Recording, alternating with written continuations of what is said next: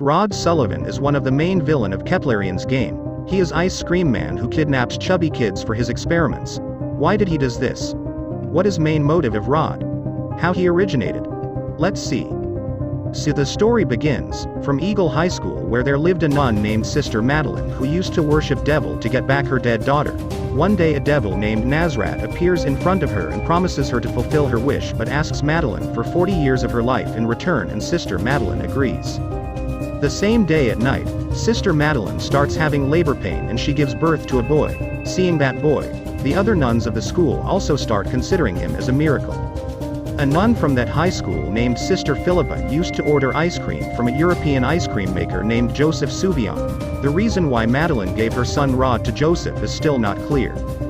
But there are many fan theories on why Madeline handed over her son to Joseph. According to one theory, Sister Madeline handed Rod over to Joseph because she didn't want Rod to become a bad man by worshipping demons like her. And Madeline gives Joseph a secret formula in exchange for Rod's upbringing, which makes his ice cream famous throughout the town. But in Ice Cream 3, when Sister Madeline mentions in a letter to Rod that Joseph stole her formula. 13 years passed, and over time, Joseph did not spend much time with Rod.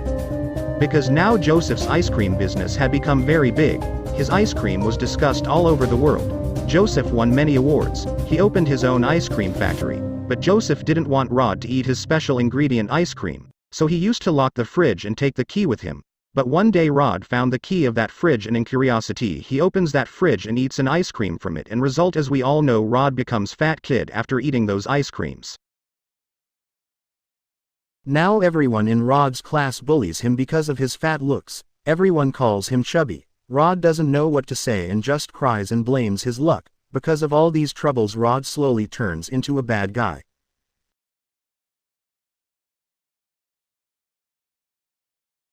A year later, when Joseph's success story is published in the newspaper, Madeline becomes furious. She orders Philippa to kill Joseph. Later that day, Philippa saw Joseph crossing road and she crushes him to death with her van. When Rod heard about Joseph's death, he is heartbroken and begins to cry. Then someone comes to his door and tells him to return back to his mother and gives him a letter that his mother Madeline wrote, but didn't respond any of her letter. Maybe he started hating her due to Joseph's murder. Gradually, time passed and Rod grew up. He worked in many places under compulsion, such as the work of a janitor, the work of a cook in the cafeteria, or the work of a guard in the parking lot, but Rod was never satisfied with all this. When he passed by a Joseph's closed ice cream shop, he would stare at it for hours. Rod may have grown up now, but his mind was still stuck in his childhood.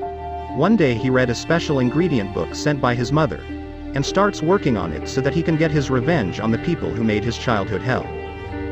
As time passed, Rod eliminated many of his enemies who made his childhood and life hell.